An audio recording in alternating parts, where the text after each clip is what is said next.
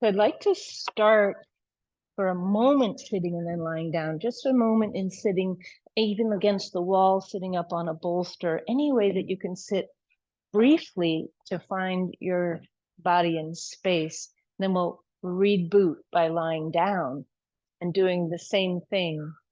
If your eyes are comfortable closed, great. If it's really not comfortable and you prefer to just softly gaze down the nose, let's let that be your mode or something similar.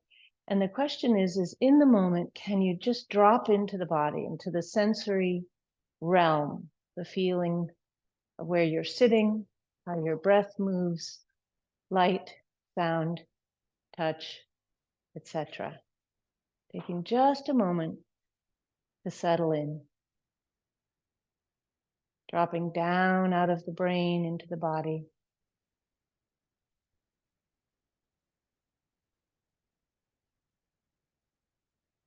Letting the breath breathe you.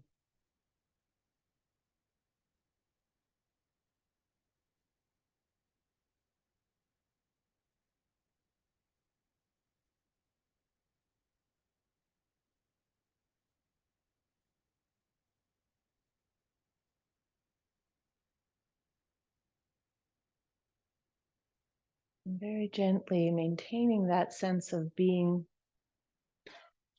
completely lodged in your sensory apparatus. Make your way down onto your back, adding any blanketing under your head you normally like, and have your strap right nearby. So what I'd like to do is have you take the strap and gently bring it around your waistline so that it's just above your belly button. And what I do is hold the strap. I don't buckle it or use the tightener, but I hold one end with my right hand, the opposite with my left, and gently cross them. So I create a gentle hugging of my waist area, kind of belly button-ish, and keeping the back in a comfortable, easy position with the feet flat and the knees bent, maybe a blanket under the head. I'll just start by breathing into the strap. And as I exhale, I gently corset the strap against the body, gently pressing your low back into the mat. And then I breathe in, letting the back expand and possibly rise a bit. It's okay if it does or doesn't. Let your back do what it's drawn to do during the inhalation, but during the exhalation, can you cinch up your belt and hug the spine to the mat? So we'll do 3 of these in your own pacing, at your own pace. And you can make them loud or soft. If you're an Ujjayi person, you can do Ujjayi. That's that ocean sounding breath.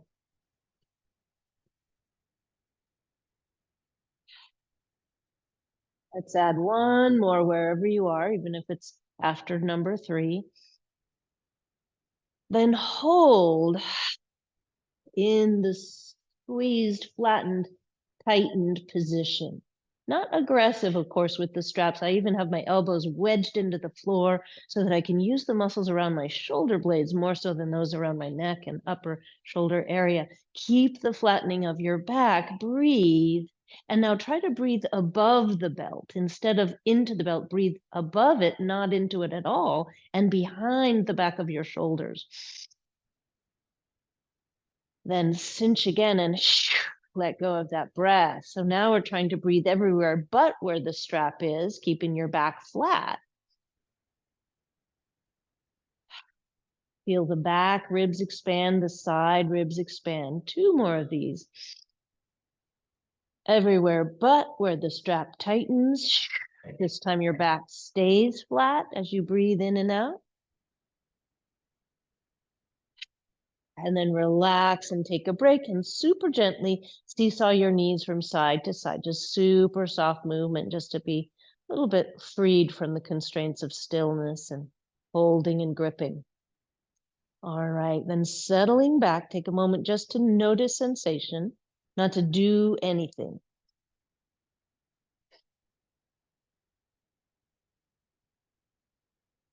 Now take your strap and shimmy it up towards your rib cage. So now I bring it up underneath where If you were wearing a sports bra, it would be the bottom level of your sports bra. Maybe if you're a person who wears a heart monitor, it's where that goes.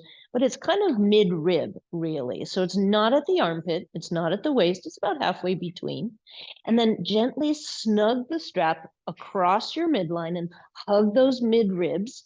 And now we get to settle in again, and this time flatten your back. So we'll use the flat back, posterior tuck of your tailbone, posterior tuck of your pelvis as our starting, ending, and steady position. So we keep that posterior tuck the whole time, but now try to breathe into your strap without changing your belly and your back. And then exhale, feel those low ribs hug in, engage those abdominal muscles to help you fold the ribs in tightly. Then again, inhaling, expand as widely as you can. Try to push out into your strap.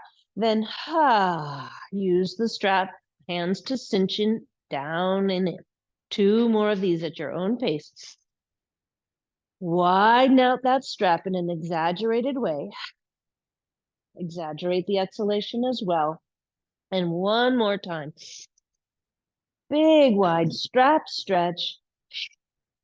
Come exhaling in. Then again, relax your arms, relax your legs, let your back relax now, and gently windshield wiper your knees side to side. Super casual. These are so gentle as to be barely registering, right? Just an easy kind of soft comma in the paragraph of your yoga practice here. All right, then slow it down. Now, finally, lastly, what we do is we shimmy the strap right up under your armpits. So you're like, oh my God, really? Way up under the armpits, so high that it's really behind the backs of your shoulder blades, right up into the very pit of your arm. And then you cross the strap right under your collarbone. So really high above the chest there, or as high as the length of your chest will allow. Mine's pretty squished and short, so that's not very far away from my ribs. But in any case, we have the strap now across the place where if you had a dangling necklace, that would hang roughly there, yeah? So as you breathe in now, this part, we're going to flatten the back again, cinch your waistline in, squeeze your buttocks lightly, keep your back flat, and now breathe into the strap way up here, which may feel like you're really breathing into your ribs and then your chest is kind of rising, and that's about it. That's okay. Relax it down again. Then again, tighten the strap, breathe into it best you can. Try to push the strap away from the spine. And let's do 3 more of these. Can you send the breath into the upper lung? Notice how tense your neck might get. Try to relax it out. Last one, up into the upper chest. And then let your strap go, undo it, open it up, and slide it back down to the waistline. Sorry for bad news, we're gonna keep it there. We won't be getting rid of it quite yet. You're thinking, uh-oh, but it'll stay roughly where it would be if you wrap it around your waist. That's where you would put your true waist. Yeah, so right above your belly button. Then bring the knees into the chest and rock and roll across your strap from right to left, massaging out your back. Now, when we roll over onto your left side here, if you notice that that left hip bumps into the floor in a way that's not great, go ahead and pull your blanket. Doesn't even have to be in any special shape, just your normal flat rectangular blanket, and pop it under your left hip. I'm just going to put a blanket on top of a block, or I could grab my bolster, and we'll start in a sideline position with your knees stacked. Now, you won't be surprised to know that I'm going to pop a block between my thighs, because I'm a complete obsessive when it comes to block squeezes. The inner edges of my feet are together. My palms, fingers are together.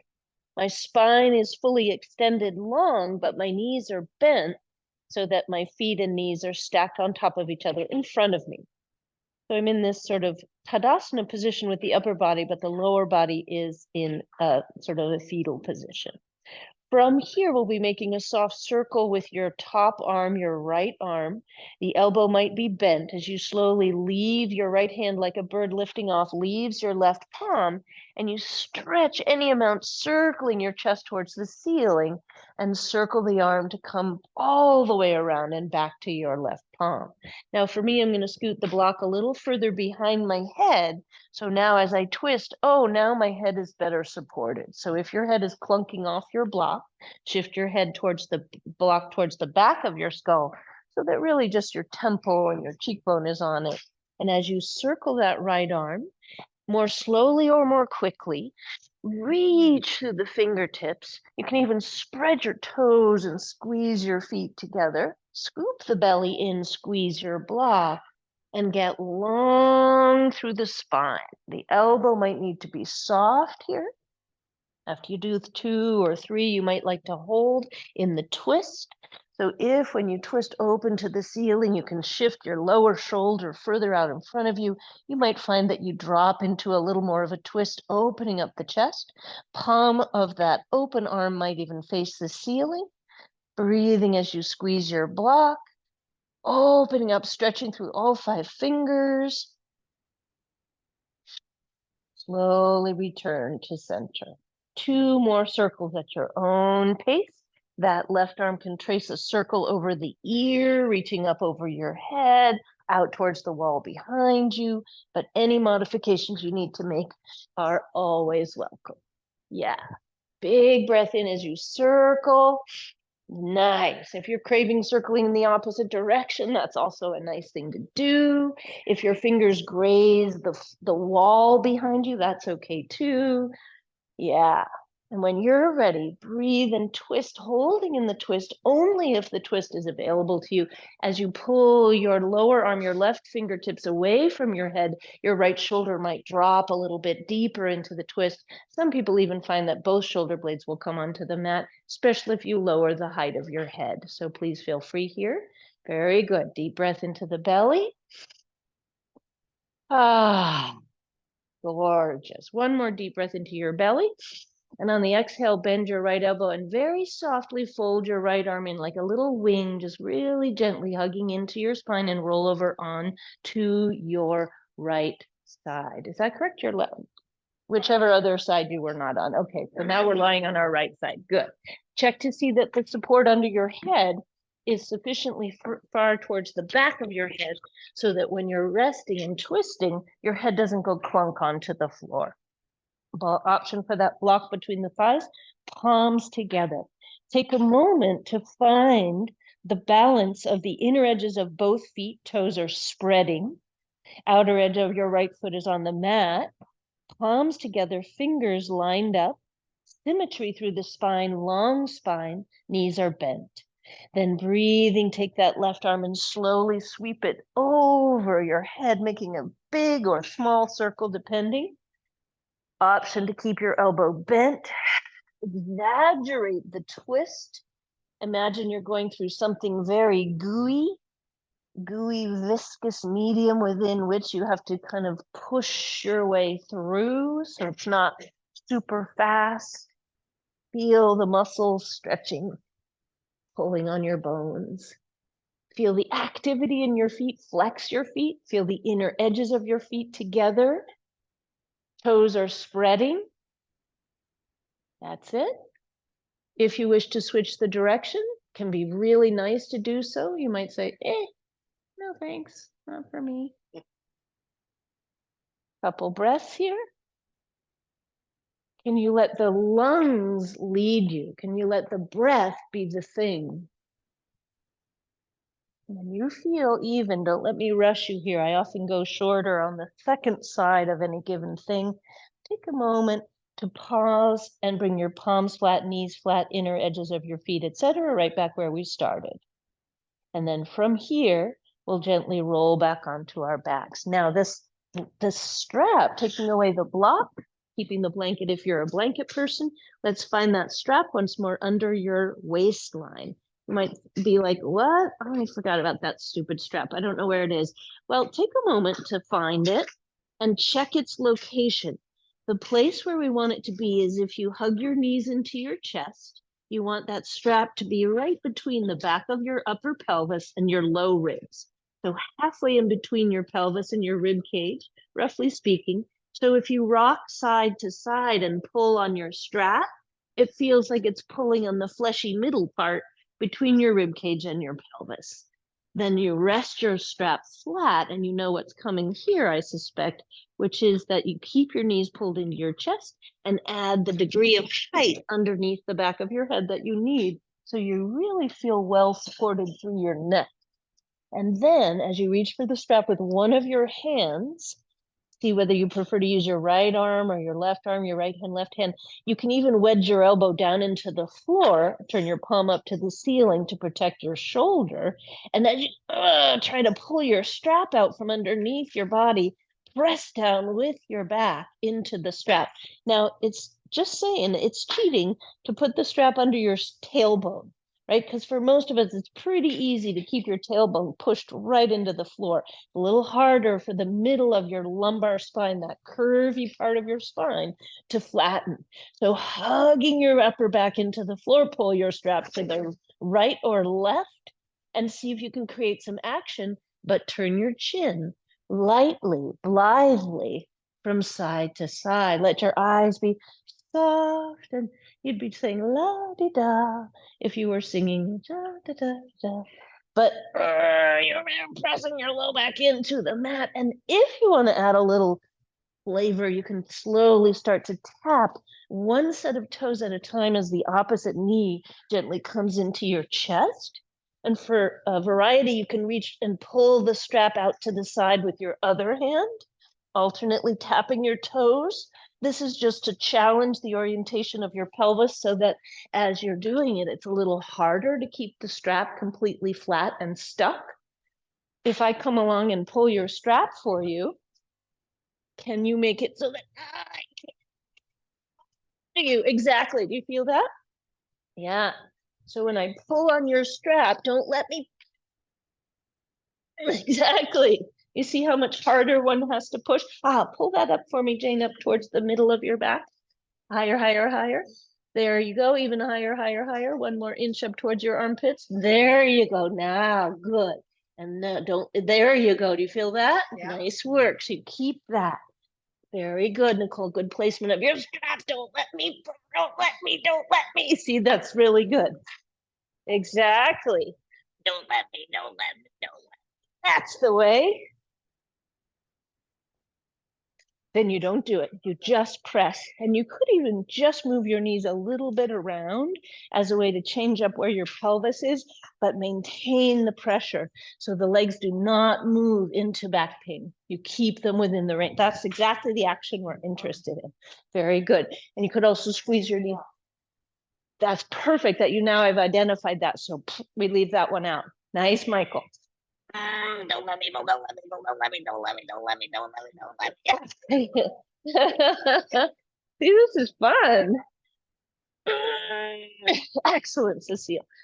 And so the strap goes out to the side. Yeah, and just one hand at a time. Because when you pull with just one hand, a little lower for me, Jessica. There you go. Okay, excellent. All right, are you thinking, are we ever going to be done? Push down, put down, take a break. You got it, Anne-Marie, yeah? Okay, nice. You got the position. You know what I was going to do, right? Push down. There you go. You got it. You did it. No, you are good. Let's try it again. See, you're making it hard for me. It might not be impossible, but making it hard is the point. Yeah. Yeah. All right. Take a break. That's it. You feel that? How you made it harder. That's the point. More. There. Oh, thank God we're done with that. All right. Very good. Now, crossbody stuff. Block under your head. Second block in your hands. Okay. So this is the one where your legs are tucked into your chest. You take your right hand and flatten it onto your block and put your block inside your left knee. You keep your right foot flat initially, but if your back feels okay with it, you can lift your right foot up. So that's the first experiment to do, which is to set yourself up with right hand on block to inner left knee, left foot flat. Low back flat as if you were pushing into your strap. You've been there before. Now, push the block into your left leg and push your leg into your block so that neither moves, but you're doing a lot of work in both directions, except your neck, which is relaxed, and you can even rotate your chin from side to side. Do the experiment now to see if you lift your right knee up and parallel it roughly with your left leg. Your arm might get in the way a little bit, so don't worry if it's not exactly parallel. Can you comfortably have both knees bent up towards your chest? If not, keep your right foot flat. Totally fine, not a problem. Pushing down into your strap. Then, if and as it feels workable, see about kicking your right leg at an angle forward enough. Maybe the leg goes up to 90, maybe the knee is bent, the leg goes to about 45, or maybe you hover your right leg, but all the while your low back is pressing flat, pushing the block with your leg, pushing the block with your hand, and nothing moves. Super boring. Finally, if you wish to add movement, you can windshield wiper your left leg, flattening your back. You can always take it down a notch by putting the right foot flat on the floor. Take out the movement if it's not working for you. Breathing. Ugh. This is great. I know you love this, right? Couple more, but not if you're feeling fatigued and overworked. You're done. You're way done. You stop well before fatigue starts to turn into estragado. Oh, just beat, right? You don't go into total overload. And then we take a break. Option to put your shin block on your shins and rock side to side. Sometimes this is relaxing for the head of the femur. You might feel, feels good on the hips, the back. Or you might say, no, I'm not a block fan. I'm just rocking side to side. Forget about that. Ooh, yes.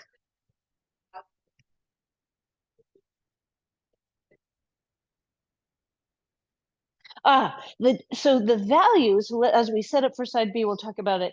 That's a good question, Shelley. Whether or not the other leg, the non-working leg being lifted makes much of a difference. Yeah. So when you bend your right knee now and put your block to the inside of the right knee, it's really kind of the bony bump inside your right knee that we're centering the block over. The feet are flat, left foot is flat, the right foot is flexed, and the right knee is bent. Now from here, you can push into the floor with your left foot and even squeeze your left buttock. So that's actually a really nice way of adding action into the lower leg, which you cannot add if your left leg is floating. However, when your left leg is floating, for some people, it means you have to work a little harder to keep your low back flat. But for others, it doesn't really seem like it makes much difference. And it's probably better just to keep your left foot grounded. Yeah. So either one of those.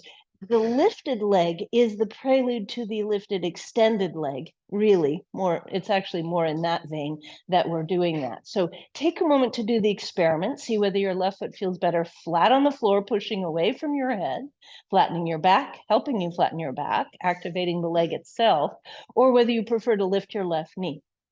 If you lifted your left knee, you can kick your leg long at any angle. Could even be a little bit out to the left to give you space for the windshield wipering, and your leg could be vertical. That's usually pretty mellow on the back. If you want more intensity, lower, like a drawbridge, your left leg down and forward, but keep your low back flat.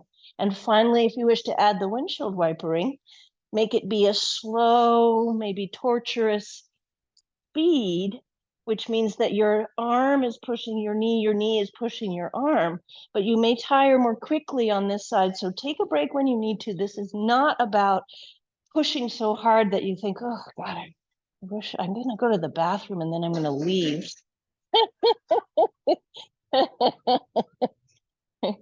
I'm done. Can I sneak out and leave my mat? Would that be rude? You know. All right. And then when you think, oh, enough already, you come on out. An option to rock with your shins on your block on your shins or no. Your other hand, the non-working hand. Yeah, you can do ankles, wrist circles if you wish, lots of options. Now open up your blanket. Okay. Now, what I really like about this one is that you needn't do any leg lifting whatsoever. You can simply set yourself up in a big long Tadasana and don't try to lift your legs at all. And don't try to lift your head, your neck, or your shoulders at all either. For some, it's going to be helpful to put down more than one blanket because the outer hip bone can dig in quite a bit into the sticky mat. I'm going to give some options for ways to uptick the intensity of this as well. So the lesser intense version is the one where you put your left ear on a bolster. You put a block between your thighs, sort of similar to the twist we did earlier. And you come into your preparation for Vashisthasana, which is a Vashisthasana or side plank where we're not actually putting weight on the hand and arms. Instead, we're laying on the left side body.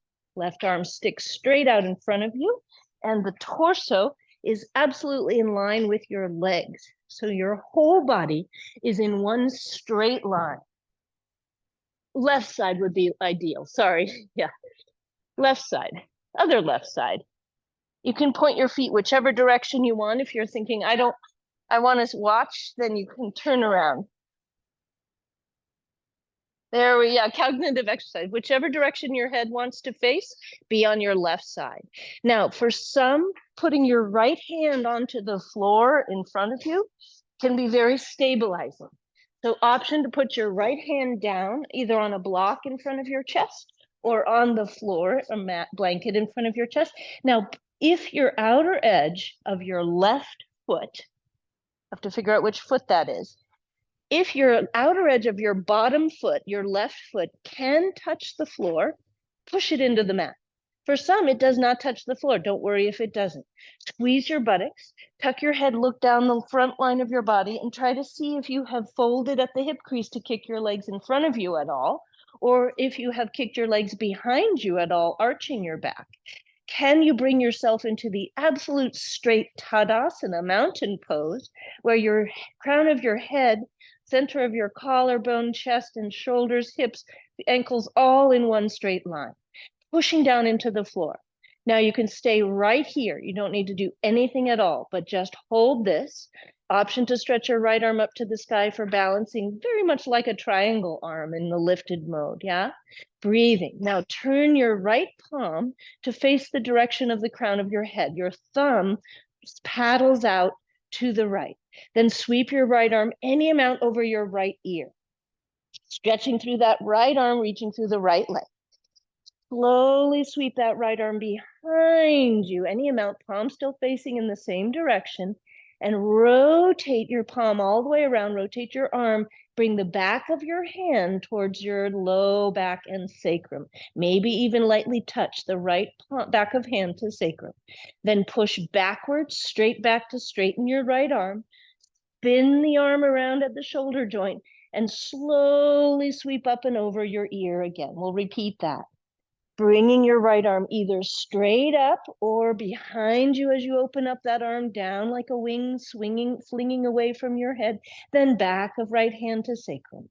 Push back and rotate and bring the right arm back over your ear. Any modifications you need to make to this path of the arm are always welcome.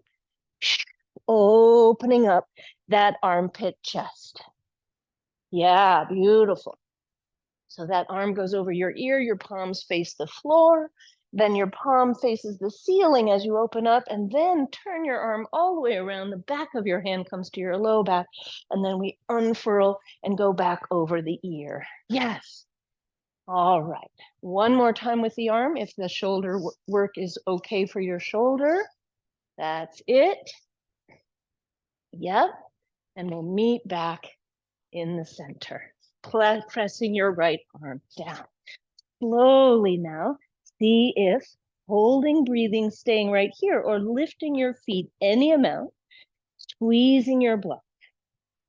If you prefer to stay without lifting the legs, you can slowly extend that right arm and just balance, holding in your Vashisthasana. Lifting and lowering your legs 2 or 3 times. Take your right hand to your waistline and feel the engagement in that fleshy area between your hips and your ribs. Anybody feel the muscle engagement there? Can you flex those feet? Can you spread your toes? Can you squeeze your buttocks? And can you check to see that your legs have remained down along the line of the body? Yes. Nice work. Very good. Very good. Excellent. One more breath, lifting and lowering or lifting and holding. That's it, Robin. Yep, that's it, Shelley. Navel to spine. Nice, Michael. Very good parallel feet. Excellent. And then down you come, bend your knees and get rid of your block. All right. Come onto your back for a moment and gently rock side to side. Whew, massaging out the back. Take a moment. I've got my head on a bolster. If that feels too high, you can shift down onto your blanket. Take your two knees and move them away from each other and back together. Away and wide and back together, knees circling. Feel the tipping and tucking of your tailbone, the flattening and lifting of your spine. Flex your feet. Then switch the direction. Breathing into your belly, rib cage and collarbone. Remember the very beginning of class where we had the strap. We want to expand out in all the areas of the lung, bottom, middle, and top. Whew. And then we'll switch over to the other side, block optional between your thigh bones. Now it's your right ear on your bolster. The arm movement is completely fungible if you're finding that you don't like the way it feels in your shoulder. Any variations to the arm movement that you choose to make are welcome. It's your right arm that sticks straight out in front of your shoulder. Soles of your, that's it. That's exactly. Pull the kneecaps right up, squeeze the buttock, squeeze your block. And left arm can reach up straight above the shoulder joint, palm facing the direction your nose is facing. Feel the squeeze of your block, the squeeze of your buttocks, and push your bottom foot, if it's comfortable, into the floor. Then turn your left palm to face towards the crown of your head as you reach your left arm over your ear. Breathing. Then squeeze the shoulder blades together and backstroke your left arm behind you, any amount, palm probably facing upward for the most part. Then spin your arm all the way around, paddle through your hand, and bring the back of your hand onto your low back. Then push straight back from your low back and spin your arm all the way back around and palm faces towards the floor as you bring that arm over your ear.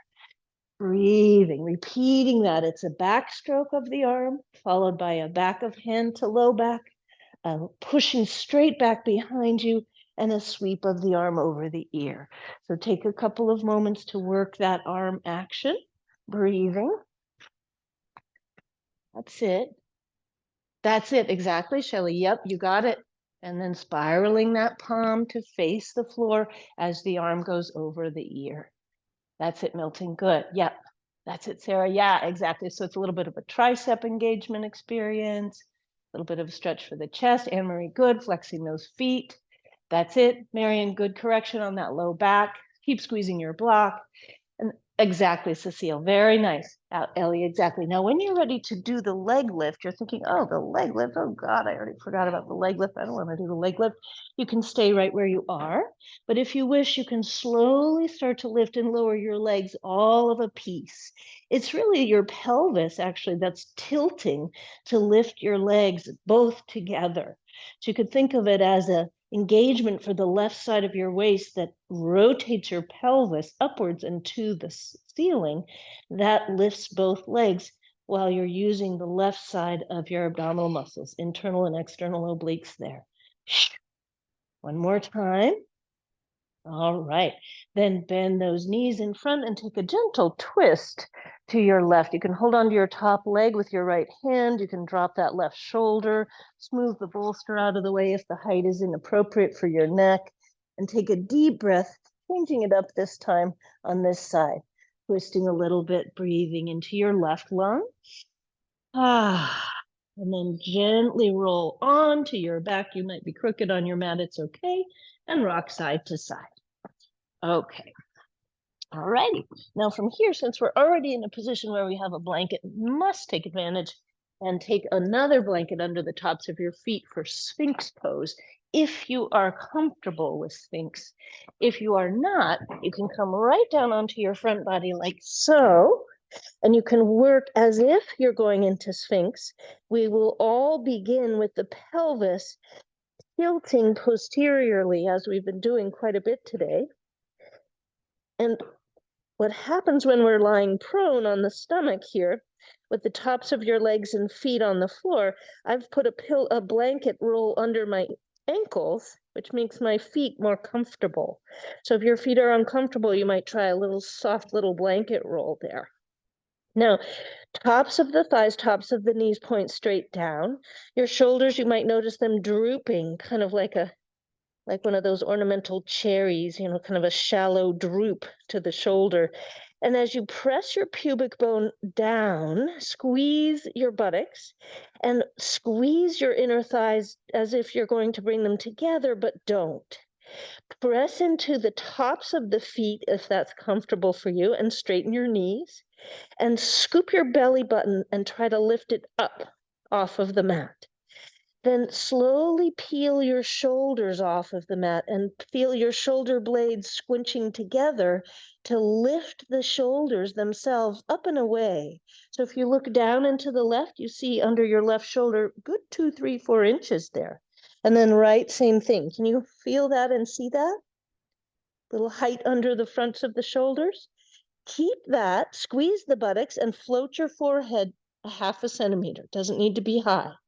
Then float your feet a 1/2 millimeter. Doesn't need to be high. And then finally turn your palms to face towards each other over the back of your buttocks and thighs and lift your arms up. Straighten through your knees, press your pubic bone down and get long through the body. So it's much more important to get super long than it is to lift your chest and legs super high. If now you would like to lift your legs and chest, you can. Some people even reach for the interlaced fingers and squeeze the shoulder blades together to lift the arms up using an interlace. You certainly don't need to. The hands do not need to touch. Breathing here, pubic bone pressing. Maybe lift the legs another iota, however much that is. Pubic bone pressing. And float down, stack your palms, relax your buttocks. Let the relaxation ripple through the body. Like the wave coming up on the shore, relax everything. Take a deep breath and bend those knees and windshield wiper. Okay, now that can be done at a very gentle level where you simply press your pubic bone down. Maybe you lift a little bit, barely lift the head. You can do very little in terms of lift, but create lots of muscle action. So please feel free to repeat the one we just did, but perhaps even more gently. Or pubic bone pressing, squeeze your buttocks and slowly lift up onto your forearms for your Sphinx pose. Elbows right under the shoulders is the classical alignment, which creates a certain degree of curve in the spine. If that's inappropriately curvy, you might lower and drop your chest by bringing your arms forward and a little bit outward. So take a moment to check to see what level of spinal arch works for you. And now here's an interesting conundrum. What is neutral for your neck? Maybe I need my chin to come down a little bit. Maybe it needs to come up a little bit, but primarily my shoulder blades need to pull down and away from my ears so that I can turn my head and free my neck. Yeah. From here, pressing your pubic bone down, keeping your belly button lifting. For some, that's it. The spine is in its maximal arch. You wouldn't go any further. For others, it feels weirdly pleasant to lift the chest. And as you pull the mat towards you, you bring your elbows back down. Only lifting the elbows for those of you for whom that spinal arch feels good. It feels like a nice stretch, not like you're crunching your lumbar muscles. Keeping the pubic bone pressing, keeping the belly button lifting can be really important. Jane, this is a good idea to leave out this, right? So it doesn't kick in your sciatica. All right, then pull the chest forward and bend those knees. Now for what's called, I'm not sure why they call this one, well, never mind, I'm not going to talk about it. This one has a weird name, flex your feet. Now, what I do, we did this on Monday, those of you who were there, the left palm stretches out leftward.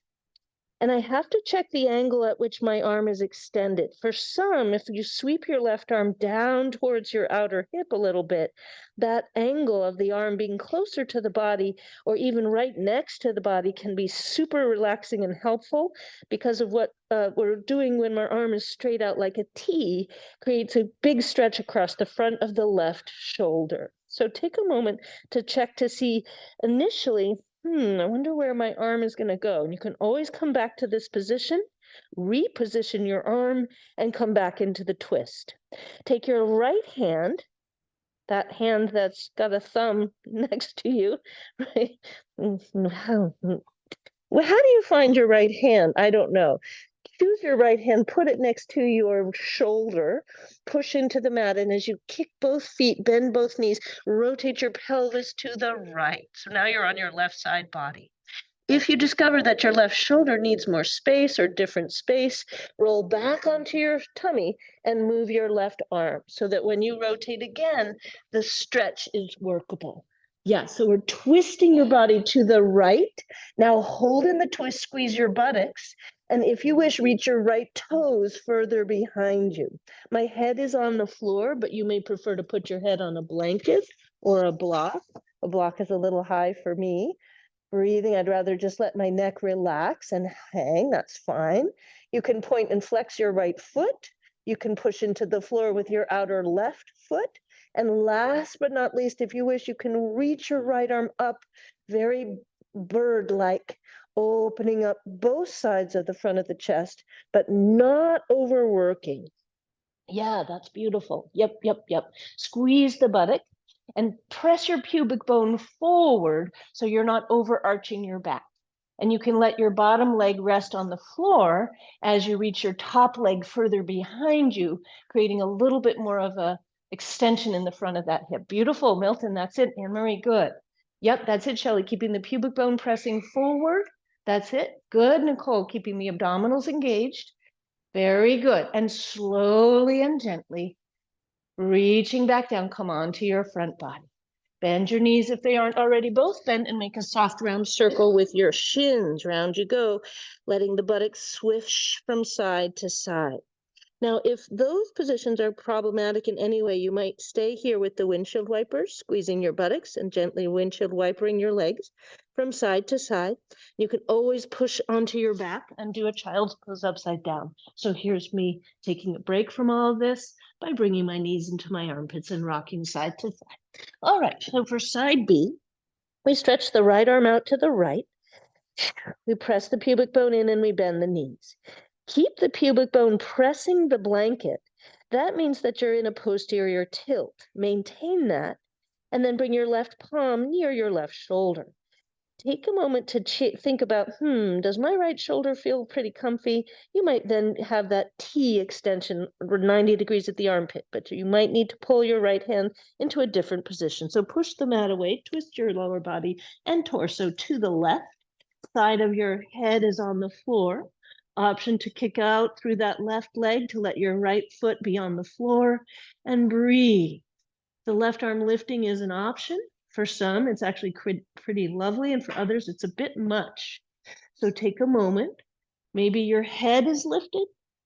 Can you keep your pubic bone pressing forward, even though your left leg is going behind you? That's right. So you maintain a little more length in your spine. That's it, Nicole. Good resting position. Yep, you can always come. There you go, Jane. Excellent. All right, take one more deep breath. Nice, Ellie. That's it. Beautiful. Cecile, lengthening. Yes, Beth, exactly. Gorgeous, Sarah. That's it, Marion. Yes, exactly, Jessica. Slowly come on back to your front body and windshield wiper the legs again, either turning your head to one side or the other. If you can do that comfortably, it can be a nice way to assess neck mobility. So if your head is on one side, you're probably resting on your temple, maybe your cheekbone. Try switching it to the other and see if you need to use your hands to help you be in that position, or if you can pause for a moment with your head and neck turned the opposite way, head and chin. All right, and then very slowly, we'll come on over to the side body, bend the knees into the chest, and come on up to hands and knees. Okay. blanket gets folded now into a so-called strudel fold so that I can put my knees on something that feels squishy. Sometimes I even go for 2 strudels. I think today will be a single strudel day. If you are not putting weight on your wrists, please do feel free here to put your blocks down so that you can do a tabletop position without having weight on your palms. So here we are. The idea here is the following. The knees are together, the feet are close. We scoop the belly up and we kick your right leg slowly back at about hip height. Then pull the knee up and out towards the right shoulder and back out to the side and then up to the shoulder and back. So it's an exercise in orientation of the leg and hip. First square, hips, knees, toes pointing down, then lateral, knees, toes pointing out. External rotation for the hip. So it's slow, some might say torturous. You can certainly be on your palms if that works for your wrists and elbows. Just check that your elbows are not locked out. A couple more of these. We'll do about 6 or so on one side. Try not to overarch the back when your right leg goes behind you, and try not to over scoop the tailbone when your right knee comes up towards your right shoulder. That's it. Yes, exactly, Ellie, you got it. Yep. That's it. Yep, that's it, Shelley. Flexing that foot. Now switching sides when you're ready. That's it. Really good. Knee up towards that armpit. First the leg goes long and then the knee tries to reach up towards your armpit. So the leg goes behind you and then it wings out sideways. You got it, Nicole. Yep. Flexing the foot to stretch the knee and reach back. Very good. Only 6,000 on this side. A little more internal rotation, Jessica, when your leg is behind you. That's it, Beth. Flex that foot. Good. Yeah, there you go. Straighten that left knee for me, Beth. Beautiful. That's it, Milton. Rotate those toes and knee down. Nice, Marion. 7,000 more. That's it, Robin. Yep. Yes, Yeely, beautiful orientation of that left leg. That's it, Ann. Straighten that knee. There you go, Jane. Good. All right. And take a break. Knees wide, big toes to touch. For some, this is a weirdly pleasant version of child's pose. For others, it's an absolutely unpleasant version. I'll show it on both sides. The blocks sit on my thighs. I pincer the blocks with my low ribs, and I either stack my palms or get another support to put my head on. This is child's pose with giant blocks wedged in between the thighs and the low ribs. You might say, absolutely not. That is so uncomfortable looking. No, thank you. Or you might say, that's weirdly nice for my low back, which for some people it is. If none of these child's pose variations look great to you, you might gently roll onto your back and hug your knees into your chest. Breathing into your back body. Sometimes what helps about these blocks here is that you can expand into the back lungs a little differently than when you're not compressing your side body with the blocks. They are not for everyone. I will not be offended if you eschew them.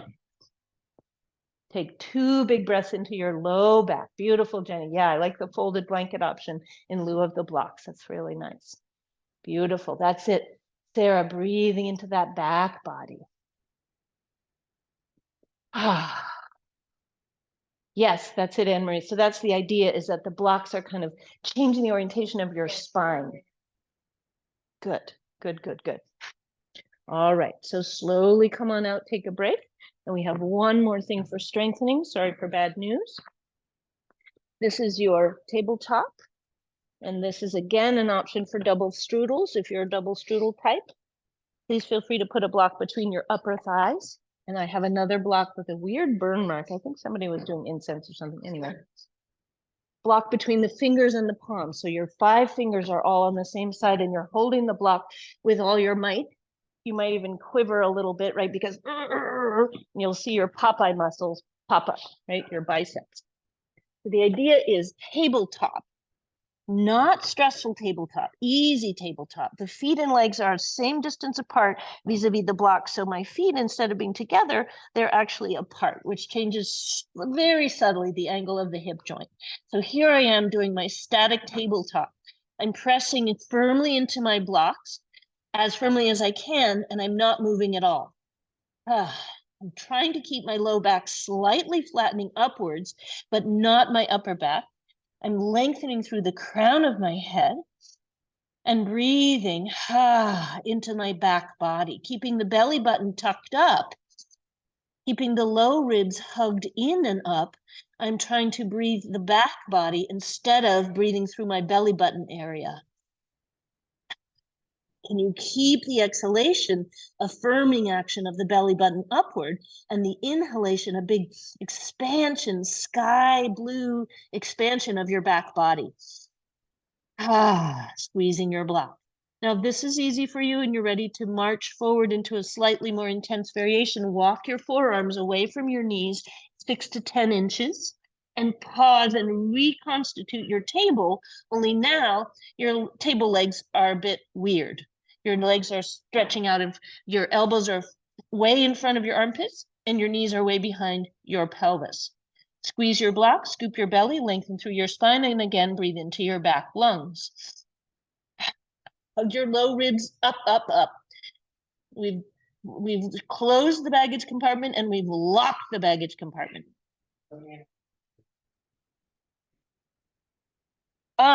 If you feel that squeezing the neck thing, back off on the palm squeezing action, Michael. Squeeze your block, scoop your belly, lengthen through the crown of your head, and just let the weight of your trunk do the work for your arms. Does that help at all? Yeah. And now lifting, bringing your shoulders forward and backward. Forward and backward, any amount. For some, the hips will go way back. For others, they will not. And we don't force it because we're not forcing the shoulder joint. When your shoulders come forward, you might find that your whole body lengthens out. Lengthen the pubic bone tucking, lengthen through the whole body from armpits to knees. If this is all still too easy for you, scoop out your toes under and come into your full extended forearm plank. And you can still go up and back from a little bit of what we call dolphin or Pinch Mayurasana variation. And you can take this version. Notice there are lots of versions. That doesn't mean everybody is going to feel happy doing all of them. Some are really nice and others will feel like a bridge too far. And that's a good place to stop before you get there. Nice, keeping the spine long. You can certainly come to regular plank if all this forearm stuff is proving to be problematic. You can be on your palms instead. Totally fine. Stop before you feel grumpy. Maybe it's too late. Scoop the belly in. Nice, Cecile, beautiful. Yes. Nice, that's it, Robin. Shoulder blades down the back, spine long. Yes. Keeping those arms energetically lifting up out of your elbows or palms. Beautiful, Anne. Nice, Jane, that's it. Take a break when you need to, not overworking. Yili, beautiful long spine. And when you're ready, slowly come on out. Very nice work, everybody. One last thing here. We still have our block. Yeah, we're going to come on up. We're going to build our way into Prasarita Padottanasana, my favorite way to transition up, by taking 2 tall blocks and super slowly, without even coming up to stand, spreading the feet wide and making sure I have some really easy access to my blocks. Either my forearms can rest on my blocks or my hands. My blocks can be nice and tall.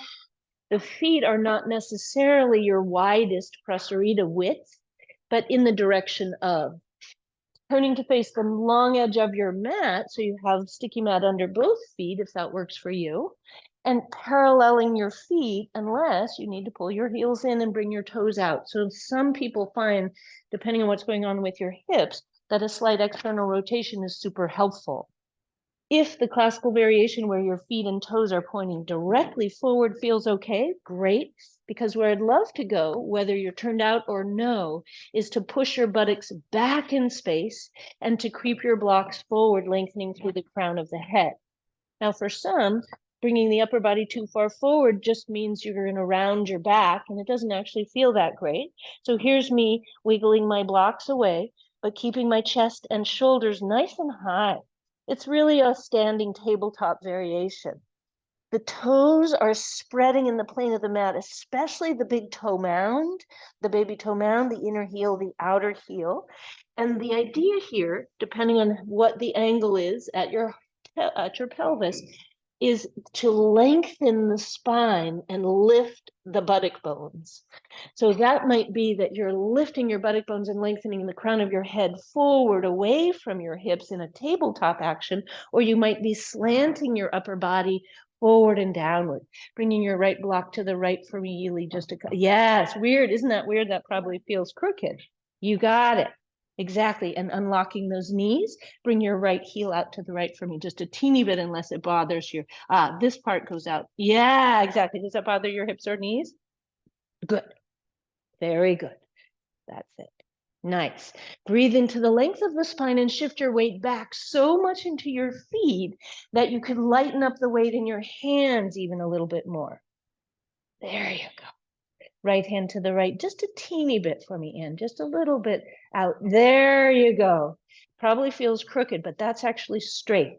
And then lengthening through this side of the low. Yeah, that's good, good, good. Yeah, so that was your tendency, is to go that way and to shorten here. So we brought you a little more to the, yeah, super subtle. You have some subtle compensatory movements going on here, but this is beautiful. Very nice. Wow, Jane, gorgeous. Turning your head side to side, straightening out those knees, relax your jaw, relax your neck. Beautiful. Yeah, nice long spine. See if you can lift your buttock bones a little higher, lengthen your spine a little further forward, relax your jaw. Very good. Nice. Yeah, breathing into your back body. Feel that breath at the low rib area. That's it. Another low. Yes, exactly. That's your diaphragm coming out from under your rib cage. Beautiful. Yeah, nice, Michael. Let that elbow bend for me a little bit more. There you go. Weirdly, when you bend that elbow, you end up with a little bit more balance through. Yeah, so it's an asymmetric position for your arms, but that brings your upper back into a little bit more symmetry. So you can play with that. Breathing into it, lengthen through, puff into this part of your back for me. That's it. Really puff, puff, puff. That's it. Exactly. So just bringing a little more sensation in there. That tends to be an area that's a little less sensate. This one is probably hypersensitized. Yeah. Beautiful, Cecile. Good. Nice work. Yeah, that's beautiful. That's it, Jenny. Nice. Yeah, Sarah, exactly. Lifting those buttocks. Nice, Milton. Yeah. Nice, Anne-Marie. Beautiful. That's it. Good. Very good, Ellie. And then very slowly, toe heel, toe heel, toe heel, come to flat back. Bring your 2 blocks with you. Now, we'll be facing the clock wall with your 2 blocks in hand. And the nice thing about having your 2 blocks in hand is that you can always go or put them down, use them for balance as needed. You can also turn to face the wall at any point. If you're feeling a little wobbly today, you can always turn to face the wall. We'll start not facing the wall, but you can always flip it around. And we'll start by building our base in our feet. And from there, we'll build up into the ceiling. First thing is to bring your right foot forward, gaze at your toes, and then slightly bend your right knee and spread out your feet so that you take up as much space with your right foot as your right foot possibly can. You can hold your blocks comfortably anywhere. I'm putting mine near my waist here just to be easy about it. And then as I straighten and bend my right knee, I put the weight into my right leg, and then I pull it back.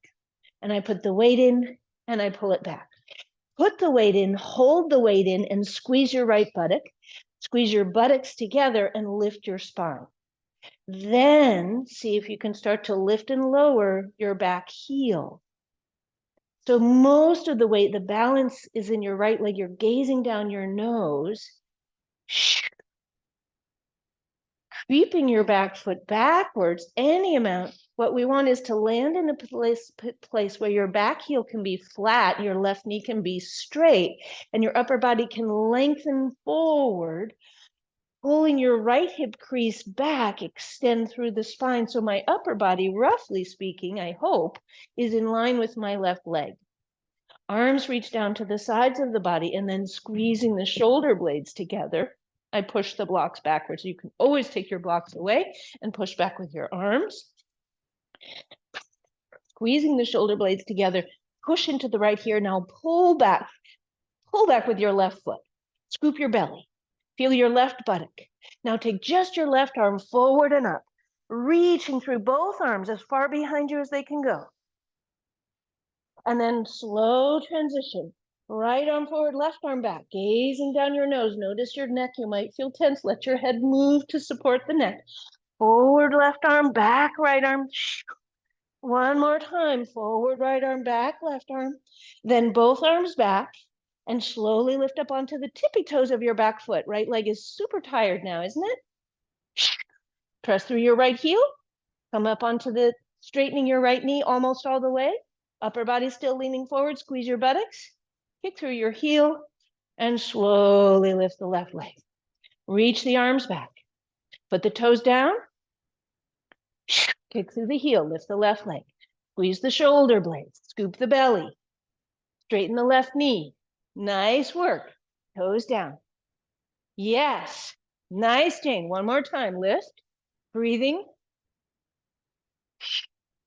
And step forward.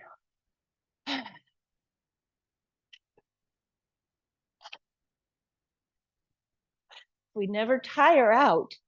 We don't build muscle. But if we tire out in the context of hurting ourselves, we take a month off of class. So Harpo. The loose-limbed, loose-jointed Harpo. All right, so you can either face the wall behind you or the clock wall. I'm kind of partial to the clock wall, just saying, but you get to face wherever you want. Now, again, now you gaze on your left foot. Now, when you place your left foot, are you aware of the lines in your mat? Does anybody have lines in their mat that run front to back? Or you have the edges of your mat, right? So parallel the middle of your left foot to the edges of your mat, the lines in your mat as you bend and straighten your left knee, and bring your weight into your left leg, and then back out. Into your left leg, and then back out. Now, spread the metatarsal, the ball, the toes, heel. Take the weight into your left leg and squeeze your buttocks. Draw your navel in and up. Elongate through your spine. Lift your pelvic floor. Then see if you can lift your right heel any amount. Lifting your sternum, gazing down your nose. Okay. Then maybe start to move your right foot back in space and seeing where is comfortable for your right foot to be flat, your left heel to be grounded. You can even pull your left hip crease back slightly and lean your upper body forward for a Virabhadrasana 1 where your upper body is forward and your arms go back. Squeeze your shoulder blades together, lift your sternum, press your pubic bone down, lengthen through the front of the right hip.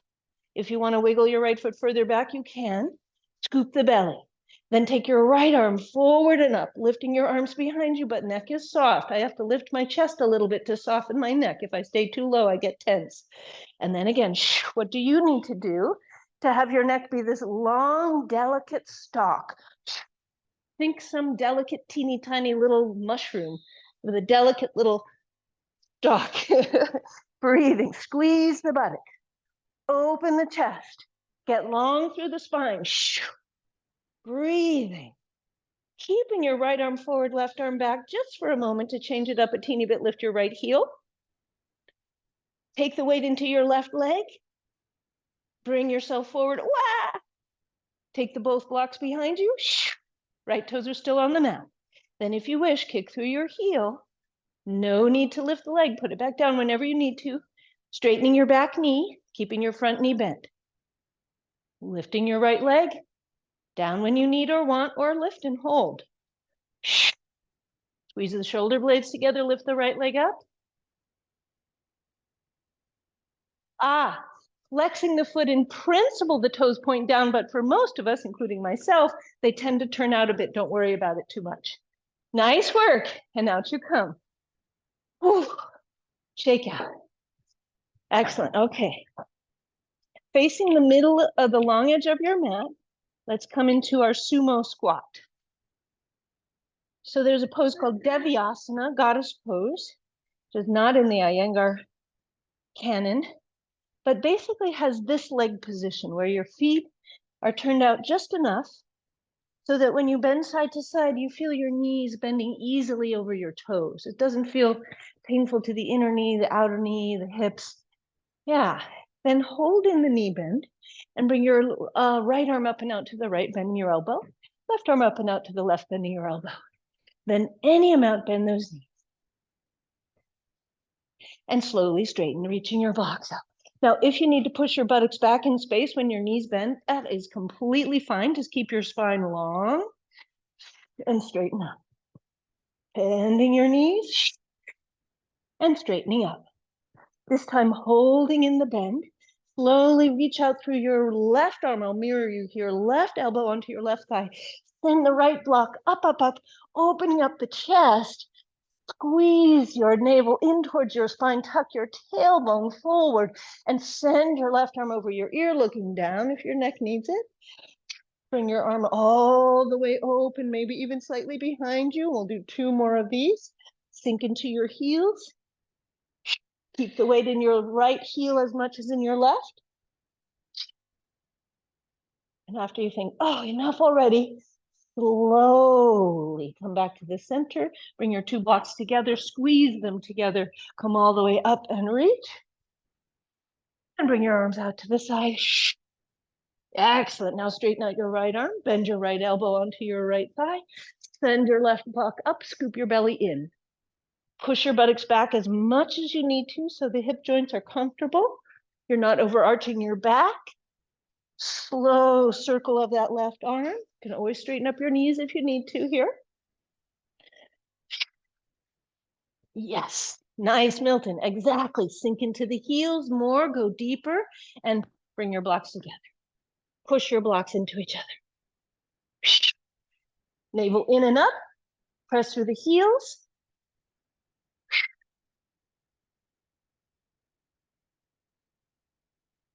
Who's in charge?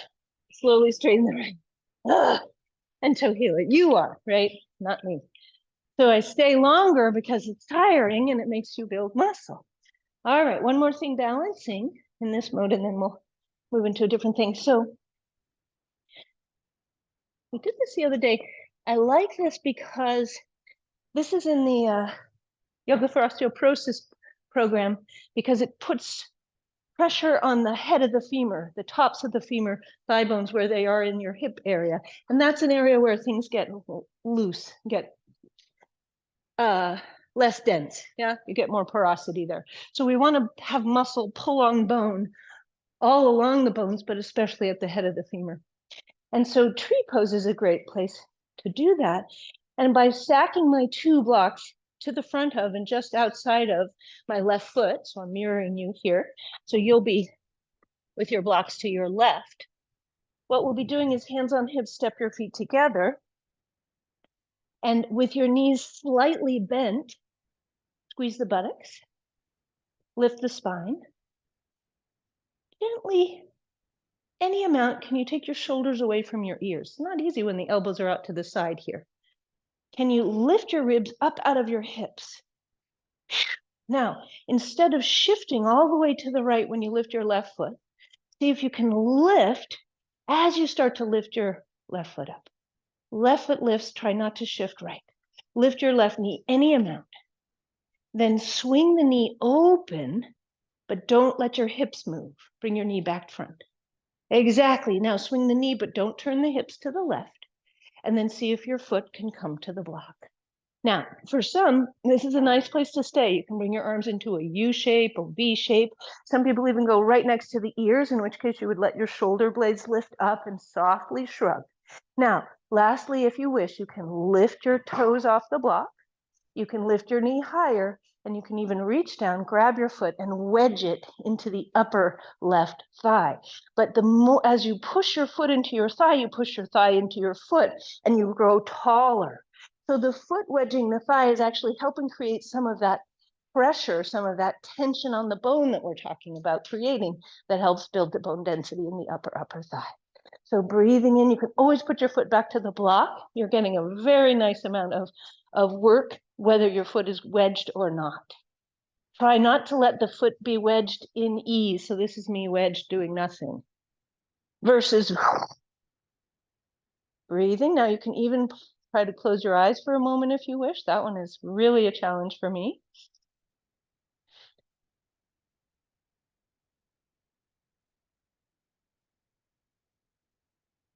And sweep the arms down. Nice work, yeah. Notice the difference when you close your eyes?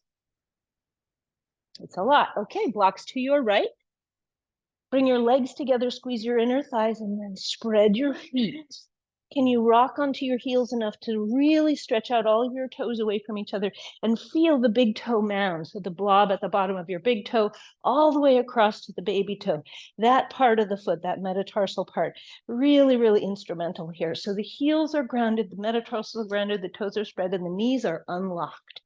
Now, instead of lifting your right leg and shifting to the left, we'll go up. So let's take your left arm straight up. Right hand can still be on the hip. Knees might not be fully straight yet. Peel your right heel up and lift rather than shift left as you lift your right knee up, gazing at a fixed focal point. Squeeze your right buttock to open your knee, then bring the knee back in front and open this time without turning your hips at all. If you wish to put your right foot on the blocks, you can, or you can keep your knee lifted. And you can also reach for your right foot and wedge your foot to the inside of the left thigh. We just don't wedge the foot to the medial ligament of your knee. That's the only place we don't push the foot. It can go above the knee, below. Breathing as you breathe and grow taller, you can always put your foot back on the block. You can change your arm positions. You can take a mudra. You can do a million things. You can do junior Birdman. You can try closing your eyes. Nice.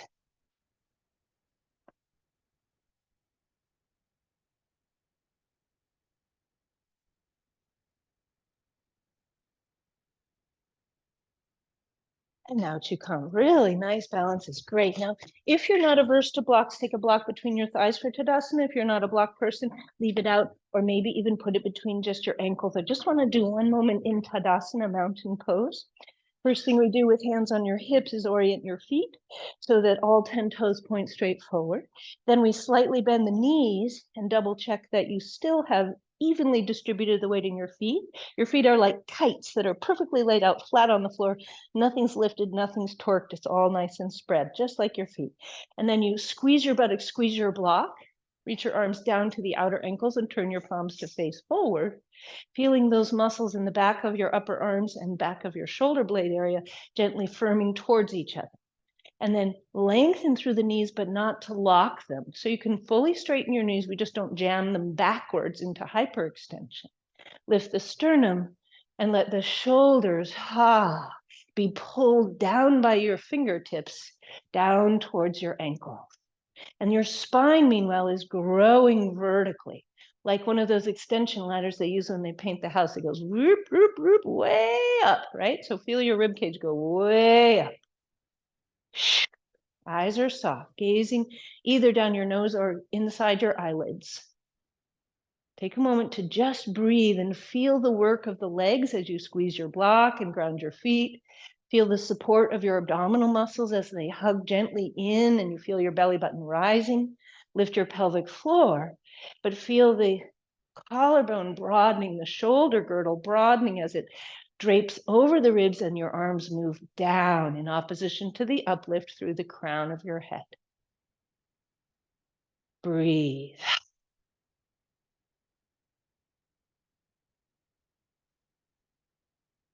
Now relax all the work of squeezing anything and just let your bones be where they are in space without that effort. Just take a moment to just release. Not that you leave, you just change the dynamic.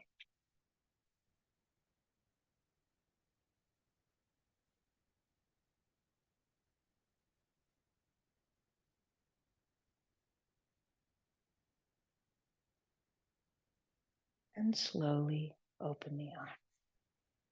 Nice. Coming into a seated position, we'll be sitting up on a bolster.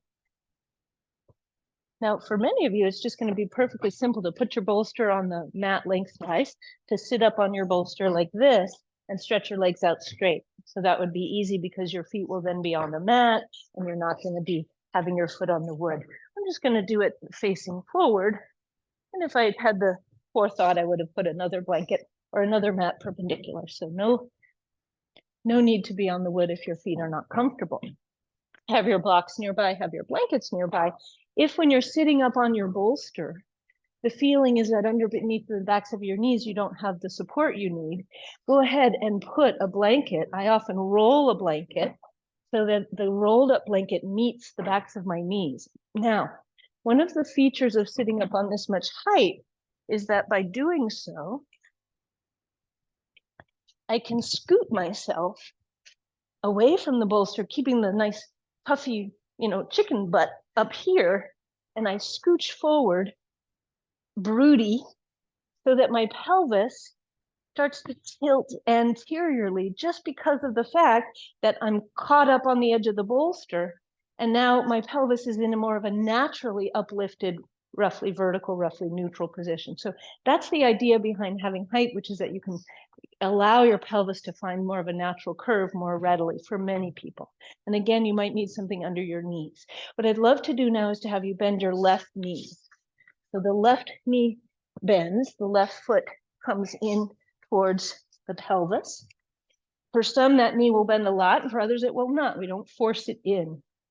Then I take my hands either to the shin or back of thigh so that I can lift my chest up. Even though I don't lift my chin, I lift my sternum so much that the curve in the back of my lumbar spine, which is typically here, goes away. Yeah, so I can pull myself forward and up almost into a little bit of a back bend, but not intentionally back bending. Then hold your left hand into your thigh, reach your right arm up, and we'll do that same backstroke thing we've been doing today, which is to sweep your right arm behind you and then either wrap your elbow or your palm around your left thigh. Here's where I reach for my block, or put my hand on my bolster behind me. What we'll be doing is twisting your upper body to the left. But as you need to, and if you wish, you can send your right foot forward. So your pelvis may not be stationary. Your right buttock bone might be sliding forward towards the direction your right foot is pointing.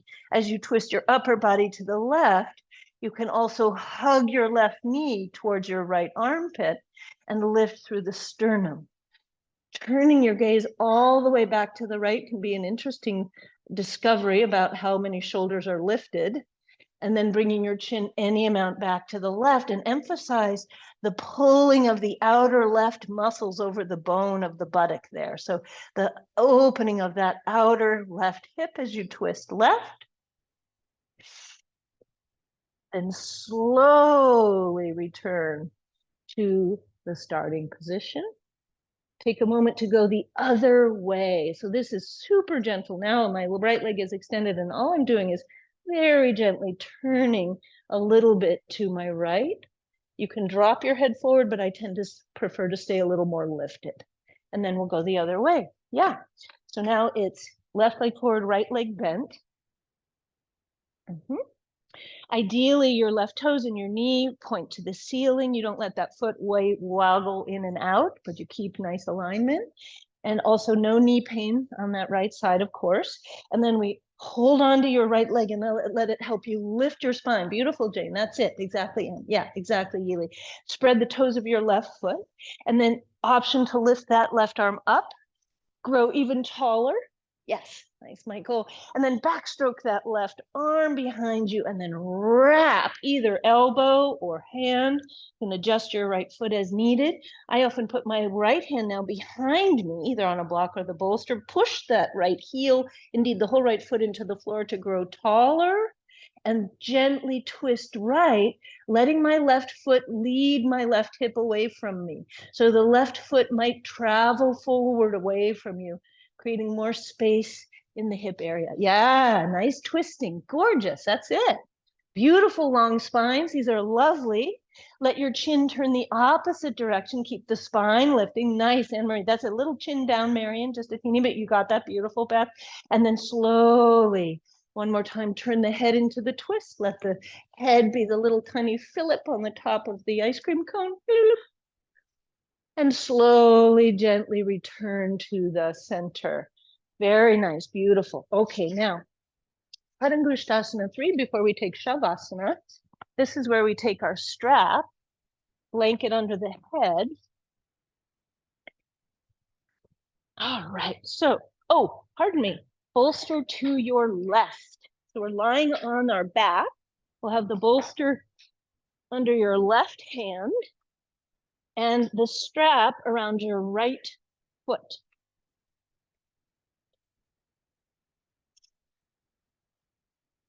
Amazingly enough, you don't even need a loop. If you have a loop, just make it a little smaller or just use the side of it so that you just need the flat, long side of the strap, and reach your hands up and take hold of the strap now with just your left hand, folding the two straps together. You can wrap the strap around the fleshy part of your left hand. Now take the right thumb to the hip crease, the top of your right thigh, and push the top of your right thigh to the foot of your mat, and then flatten out your back. Now, for some, it's nice to stretch out your bottom leg. Your left leg can go long. For others, it'll feel better to keep your left knee bent. Both are fine. Now, we start with resistance, which means that you pull your left elbow to the left, which would in principle move your right foot over there, but you push your right foot to the right and draw the right leg any amount in towards your nose. Now, again, you can always opt to kick your left leg long for balance or any other reasons. Now we start to keep the pull of the right hip crease pulling down away from your head. Let your right leg start to go leftward, but with resistance. So the body is still flat, hips are still flat on the mat. Let your left leg cross over. Then if it works for you to begin to tilt all the way onto your left side, you can choke up on your strap or grab your foot if you need to. Can you breathe into the stretch and maybe reach your right arm up to the ceiling? Possibly opening up into the twist. So this would be Padangusthasana with or without the twist of the upper body to the right. And you can always rest your leg on the bolster. So the bolster is there in case it might feel helpful to either bend your right knee and rest your right leg or keep your right leg straight, but you can rest your right leg on the bolster as and if needed. If it's not, you can squish it away and not use it. Yeah, so twisting your upper body to the right away from your leg, which is over on your left side, for some creates a nice kind of deep twist. You can even bend your bottom knee and reach for it with your right foot if you're really looking for a bit of a challenge. Yeah, exactly, Jenny, good. Yes, beautiful. Moving the head of the right femur away, just like that, Jessica. That's it, Marion. Away from your right armpit. Anne-Marie, good. That's it, Milton. Beautiful, Sarah. Dropping that right hip crease down towards me even more. Move your right buttock towards me. Yeah, there you go. Nice, Milton. Yeah, breathing into that outer right hip. Take one more deep breath. Beautiful, Yili. That's it. Nice hands.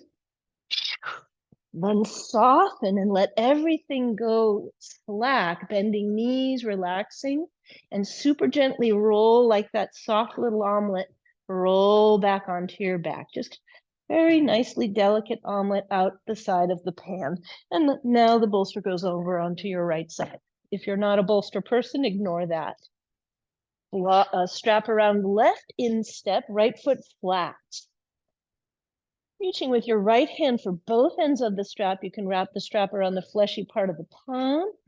You can even hook your left thumb in your left hip crease and choose where you want your right foot to be. And as you first begin with the resistance mode, you pull your right elbow to the right, but push your left foot to the left and see if the left leg can move towards your chest, lengthening those hamstrings, particularly the outer left hamstring. Option to kick your right leg long here. Breathing as you begin to let your right arm win the argument a little bit, not extensively, but a little bit. You might bring that left leg across without turning at all to the right yet. And then eventually allow the rightward twist so you come up onto the outer right side of the body. Maybe use the bolster under your left leg. And if you wish, send your left arm straight up to the sky, then bend your left elbow and open your chest down and to the left. I almost always need to reshuffle my shoulders into this deeper twist. And then finally, you can bend your right knee and grab your foot if you'd like to go into the sort of Harlequin. Yeah, very good. Yeah, holding that bottom foot is totally optional. It's just if you want a bit of an interesting uptick in intensity. Not so great for the knees, for those of us for whom deep flexion is problematic. Yeah, beautiful, Jenny. Breathing. Yeah, exactly, Sarah. Exactly. So you have this constant felt sense that you're moving here and that this is moving. That's it. Yeah. Beautiful. So that's the calla lily effect, right? So that spine is going that way. This is folding to a sharp V. Yeah. Good. Okay there? That's it, Milton. Breathing, stretching that outer left hip a little bit, hopefully, twisting nicely. Good, Anne-Marie, that's it. Left buttock bone away from your chest. In principle, it's not all crunched. No, it looks beautiful. That's perfect. That's where you want to feel it. Yeah, and you're getting beautiful length here, actually. Yeah, exactly. Yeah, it's harder to do it oneself. Yeah. Yeah.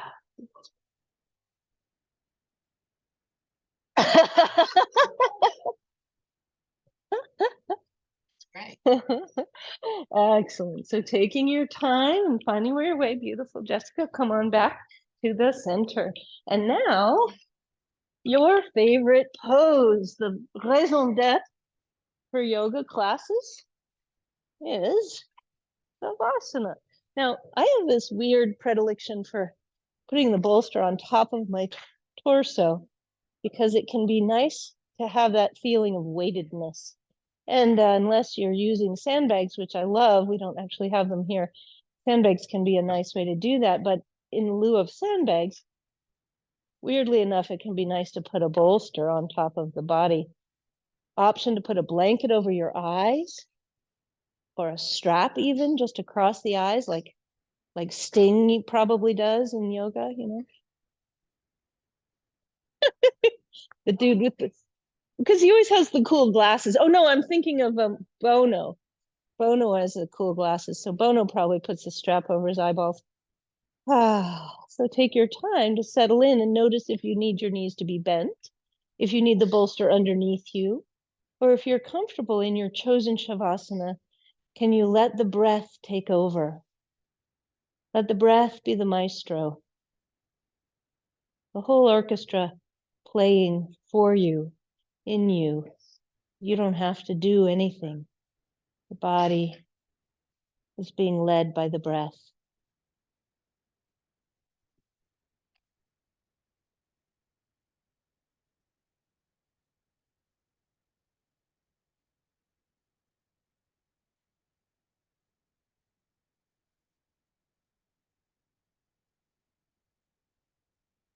Let the timpani of your heart settle down.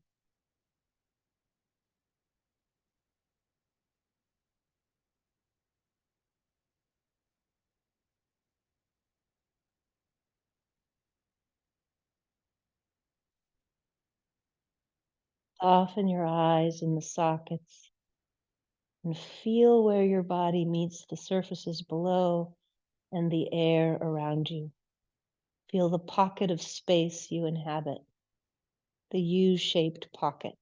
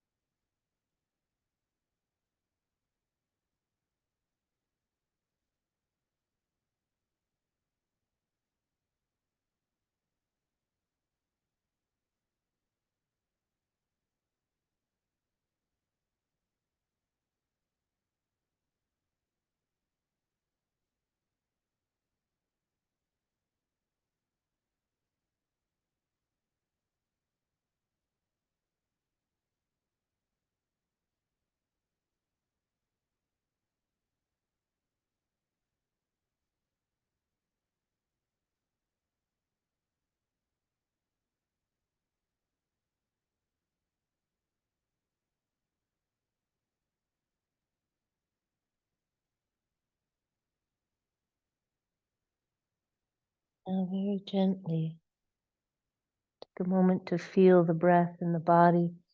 And notice if this is a time when you'd like to move, or maybe it's a time when you'd like to stay quiet. Both options are available. If you do choose to move, let it be gentle and slow according to what your body needs. If you choose to sit, be sure that it's a comfortable seat for you.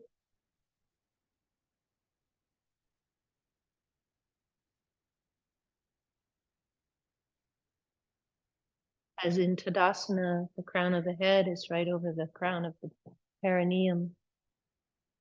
There's a gentle straight line running right through the center of the body, from the base of the pelvis right through the crown of the head. I always think of a beautiful, like a blue spruce, a beautiful tall evergreen, that gorgeous vertical trunk. Your eyes soften in your sockets, let your ears hang easily from your head. Relax your jaw and your skull. And take a moment just to either gaze down the nose or gaze to the insides of the eyelids. Feel the eyes softening. Some people even encourage you to look down along the nose, even if your eyes are closed. You can give that a whirl.